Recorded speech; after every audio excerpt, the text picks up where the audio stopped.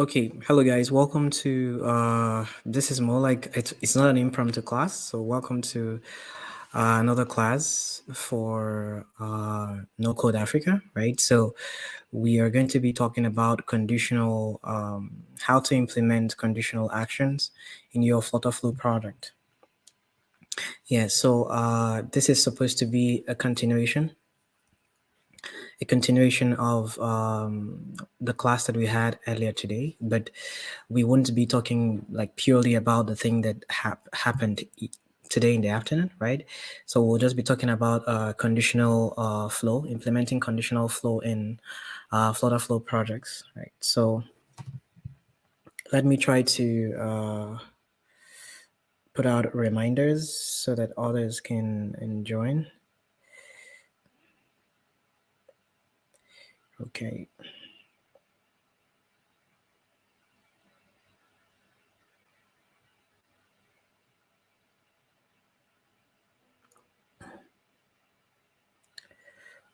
Still waiting for the rest to join the class.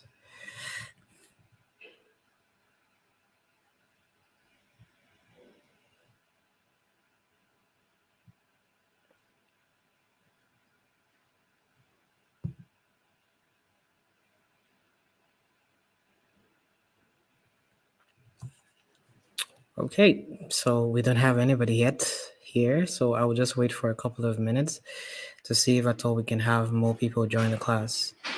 Otherwise, the class will be cancelled. Let's see. So we have one person. Okay, so let's just see how it's going to go. Then I just wanted to ensure that the whole concept of conditional flow is properly explained so that you can implement them in your projects, right? So let's see. If you're here, please just go ahead and drop a comment, like say hi. I will know that you're here, and then I can, um, greet you back. And if we have up to 10 people, we can start.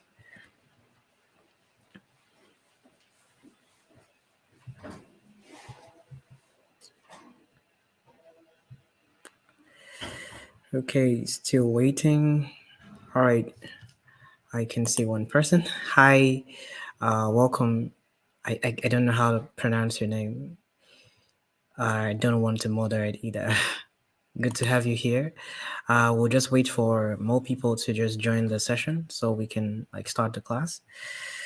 Um, the class is supposed to be really short, let's say 25 minutes or 30 minutes, just to talk a little bit about some things with regards to conditional, like implementing conditional flow in your FlutterFlow product.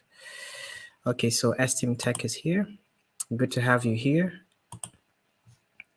Ikechukwu is here. All right, so we have like 3 people so far.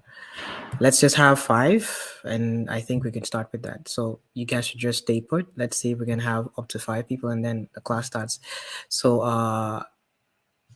yeah, I haven't been seeing you around in a long time. Esteem Tech. Yeah, so well, you can check up some of the tutorials. They're always recorded, so you can always rewatch them and participate. Yeah, so right now the students in cohort 2 of No Code Africa program, they are not writing, they are working on their final project. So I was able to assign the projects to them, and so I'm not supposed to be teaching this period, but just because some of them have some issues with regards to some problems, and I decided to like make a tutorial for it. So but I don't really quite think that they are available for this class. So but let's see, we have 4 people now, just one more and we start. Yes, Bolus, good to see you here. Yeah, good to have you here. So one more and we start. So we're looking at just 5. I hope the number doesn't drop. We're gonna start, guys. Just stay put. We're going to start, please. I'm just trying to see how we can have one more person join. So let's see. Okay, so without wasting much time, I think the rest will join. Peter was supposed to really join this class because it was his question that made me think about this class.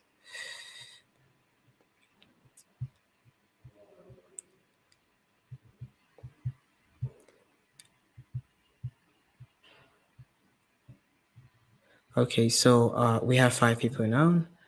Edozie, welcome. Okay, so let's see if we can have more people, but we're starting right now. We have five people, so let's start. Now, what I'm going to simply do is, let me see, I will try to, let me just copy this link, the link of the project allocations to all students. Let me have it here in on this particular window. Okay, so I'm going to go ahead and share my screen and start talking about what we want to achieve tonight or right now in this tutorial. It's going to be a short one. I really wouldn't go into so much of detail. We don't have a lot of people, so I wouldn't like spend a lot of time here. So we have a good number of projects here, right? So yeah, so these are the projects that we have. Let me take out this. Okay, so I think we can leave it like this. All right, so we have online music lessons, online beauty consultation, travel planning platform, e-commerce platform for no-code teams, uh, language learning platform. Someone else joined here. There's supposed to be a space here, but it's okay. Influencer marketing platform. So I think this was it was Peter's project that that made me curious because I think a lot of people don't have an idea of what to do when it comes to conditional actions in FlutterFlow. Yeah, especially how to use it. Okay, so like this particular project, let me start with this project, the influencer marketing platform. So the idea here was to like build a platform where influencers can sign up. All right, so influencers can sign up on the platform and um, what is it called? Can sign up on the platform and select a particular project they want to work on, and then not just select, yeah, they will just see in their dashboard the projects that have been allocated to them. Then we're supposed to have an admin, and then we're also supposed to have the users, the people that are coming to buy the whole the package, right? So now when it comes to FlutterFlow, or when it comes to building the application, when they create an account, when the users create an account, you should be able to send these users to a particular page that is particular to them. All right. So the admin of the influencer marketing platform should be taken to the admin panel when they are logging in. For instance, if there's no separate login screen for them, right? So although that's not supposed to be the practice, right? There's supposed to be a secret login for admin. Yeah. Then let's say let's just leave it for influencer and the user. So influencer and the user for this. So assuming we want to create something like that, I can remember that there was a particular time we had a tutorial we called multi-mart. Yeah, so it was more like a mart or an e-commerce store where we did some basic stuff, right? So the same way we can do it for one is the same way we can do for all. So this was going to be like a very short tutorial just to remind you guys about something that we had already done. Yeah, because I know that you will need it in your project. Okay, so this was multi-mart, and then we had sign up and of course the sign-in screen on one page. So and then it was basically for talent and for clients, for instance, right?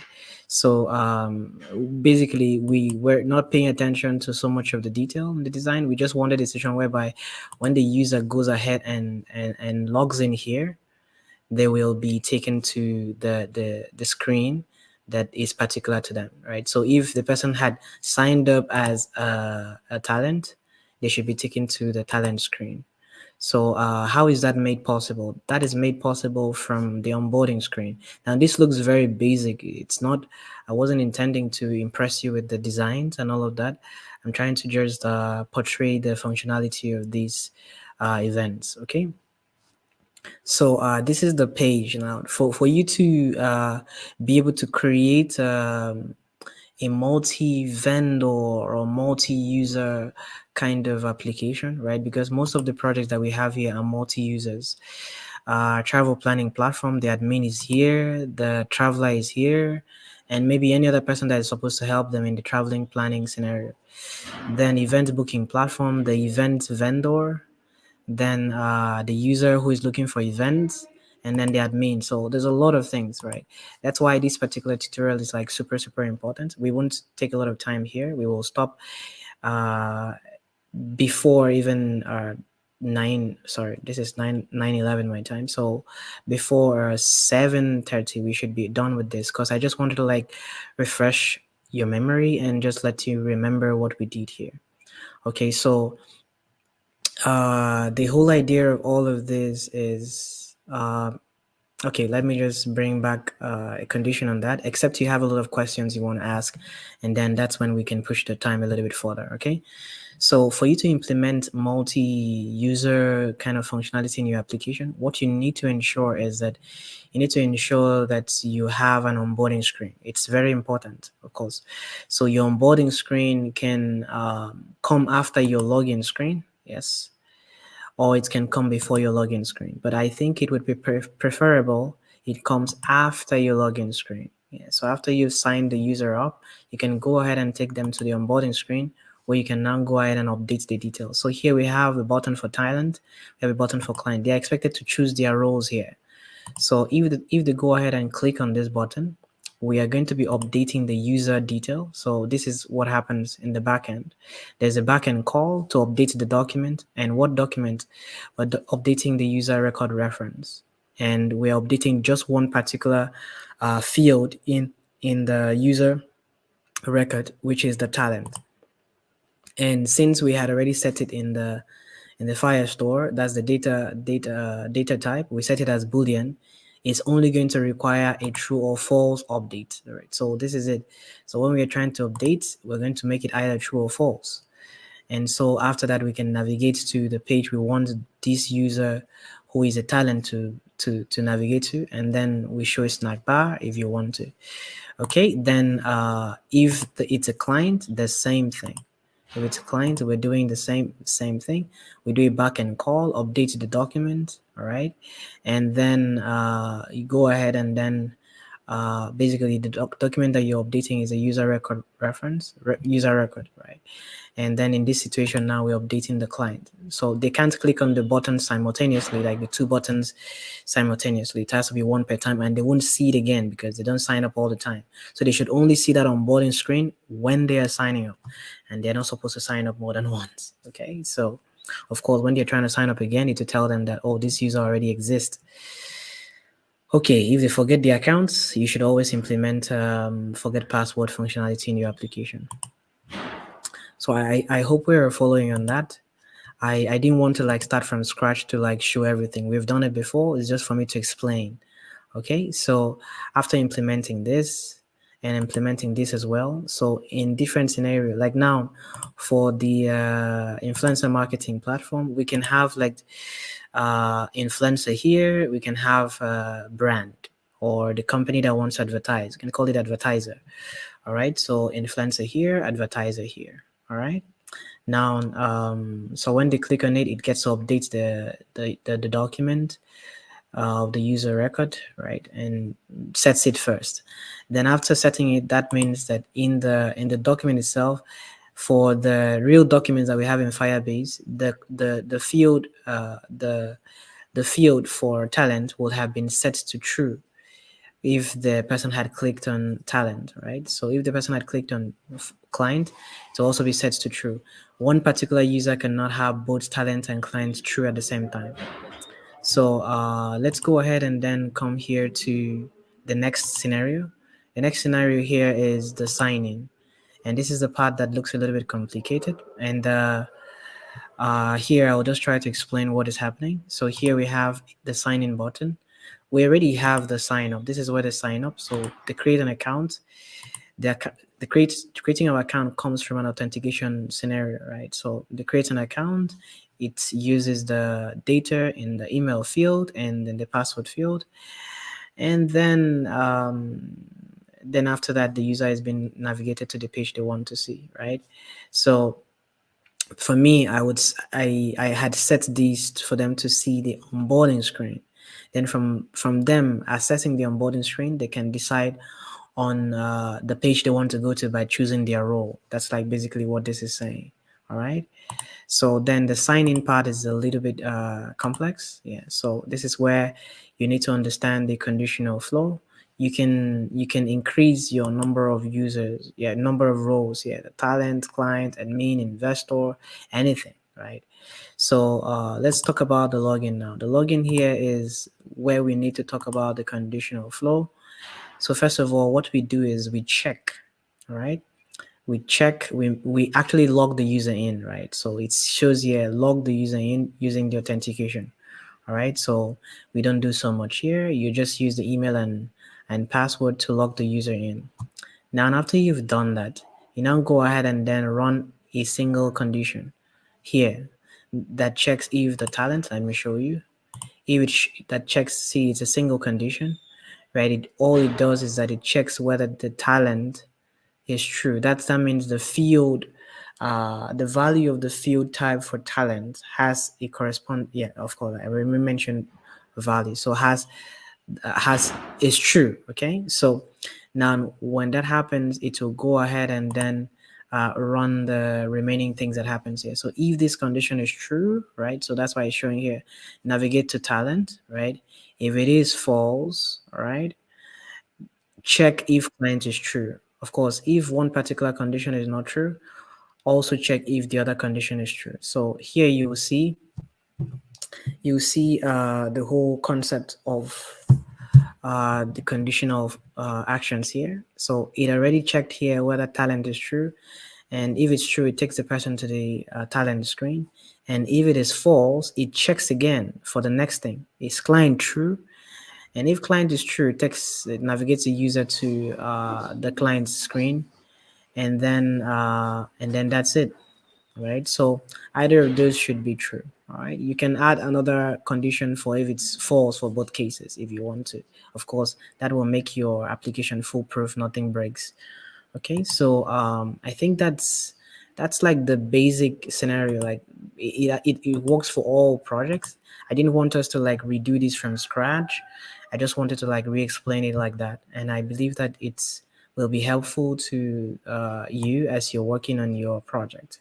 Okay, so I will stop sharing here and see if we have more people and if we have more questions. If we do, then I will answer the questions and we can see how to extend the time if possible. So can one? Yes, Kareem, thank you. I'm so sorry I have not still dropped the link to the other project. I will, please. I will drop the link to the clone project for you so you can see it. Thank you very much, Kareem. So I'm in the middle influencer marketing platform too. Okay, that's great. That's great, Bowlers. Good to know that. Can the question here is from Ikichuku? Can one reactive native Laravel type app using FlutterFlow?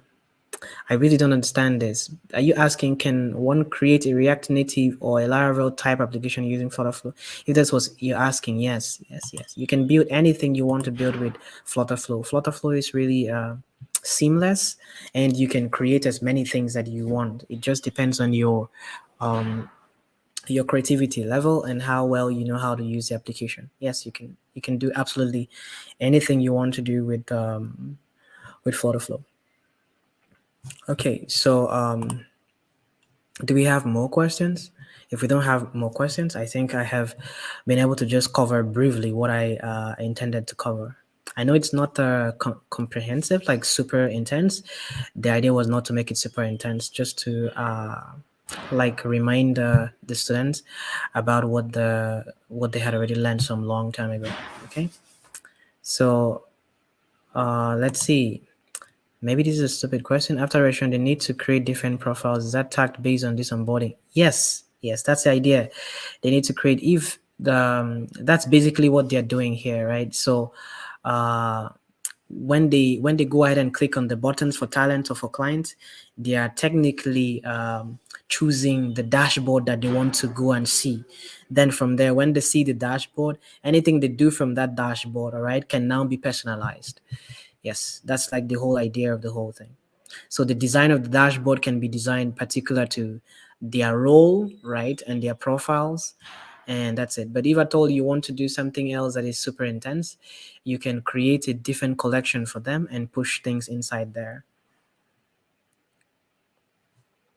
Yes, Ikechiko, I think I understood what you meant. Yes, you can create anything you want. It depends on your ability to use FlutterFlow. And moreover, FlutterFlow is it's still growing, right? And there are some things that are not yet fully implemented, but of course, just give them time. They will implement as many things as possible. And if at all you code, then you can write some custom functions and execute them in your FlutterFlow application. It will make your application even more sweeter and more interesting to use.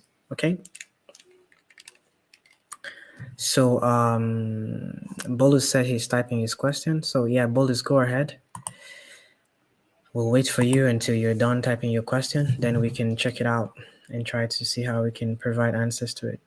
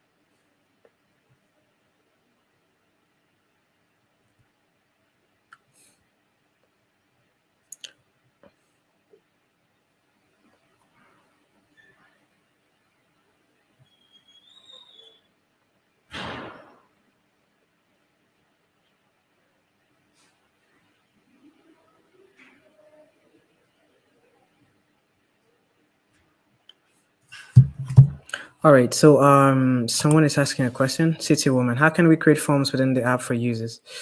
We have done this 1,000 times. Not 1,000 times, sorry. We've done this. Forms basically is text field. Yeah, so you put the text field, another text field, then you put a button to execute the action. We even did it today during the class. We didn't submit it to the database, but we've done it before.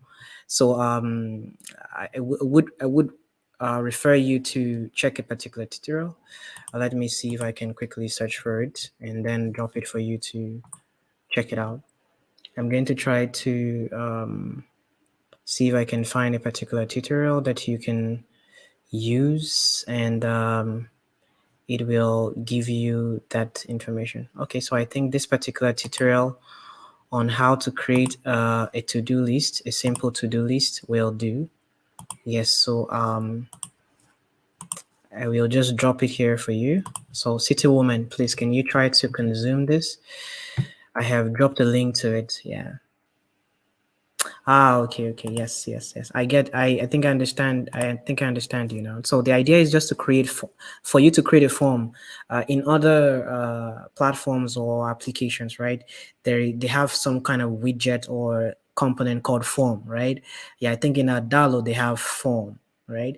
But in FlutterFlow, what you have is a text field, right? So you can put text field for the different text field that you want to. That's the different fields that you want your users to fill up, right? So that's like the idea. Okay, so you can just check through that tutorial. It will help you understand more. All right, you're welcome. Okay. All right. Thank you as well. So Bolus is asking, how can we make it possible to hold money in the app? Probably like if payment is made, it will show on the app or website, but the reseller can access it until he perform the necessary action. Okay, so I think the solution to this is it's simple, right? When the user, when a payment is being done, right, the admin should receive the money. That's the owners of the application, the company, right? They should receive the money. And what I think can happen here is they receive the money, but automatically when the user pays, like does completes the action of paying, they should whoever is supposed to receive the money should receive an e-money. Technically, that's like what it is. That means they should it should show in their wallets that they've received money. That means it has to be updated with exact value of money that they have earned. Okay, so and all right, but now they will need to be able to withdraw the money. Okay, so you asked you said until they perform the necessary action. So I don't know what action you're talking about here, but let's say you need them to complete a particular task. So there should be someone who, like now, okay, so for instance, if at all you're talking about the influencer marketing, let's say the admin or the advertiser has paid money, right? Has paid money. It has reflected in the influencer's dashboard that they have received money. This is the money that they've received for this thing to be done. Then what they just need to do is go ahead and then do what they need to do by advertising, like taking the content that has been posted, using the ads creative, the CTA, post it, and then from there provide a proof that okay, they have done what was supposed to be done for them to receive this money, right? Which is in their dashboard. Then after they've done that, they submit the form. Then you can now go ahead and then present that same submitted form to that's the content of the form, present it to the client, that's the advertiser. So the advertiser now has to go ahead and confirm and say okay, this has been done. I paid for my post to be posted somewhere, and then I needed to see 50,000 reach, right? And then when the client goes ahead and check and approves it, then that's when the the influencer now can actually be able to see the button for withdraw money. Yeah, so you can go ahead and then create it that way. All right. I hope that answers the question. Can we also provide what we have built in a different app to the platform FlutterFlow? I don't understand. Can we also provide what we have built in a different app to the platform? I don't understand. What we have been learning how to use is FlutterFlow. Are you talking about? Okay, so someone is saying we have a bookkeeping MVP built in a different plan. We want to complete and extend the build with FlutterFlow. So yeah, you can.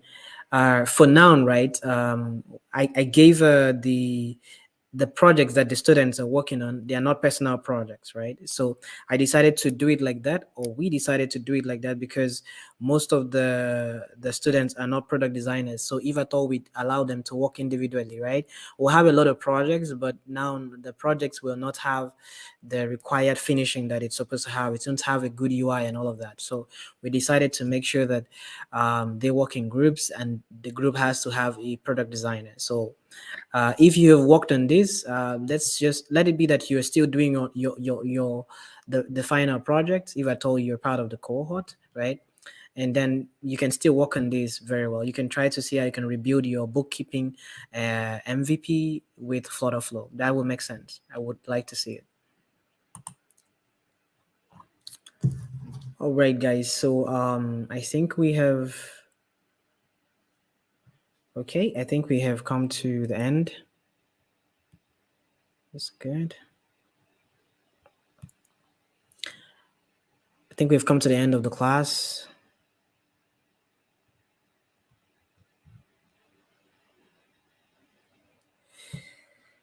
Yeah, so I think we have come to the end of the class, and we are just exactly at 9:30.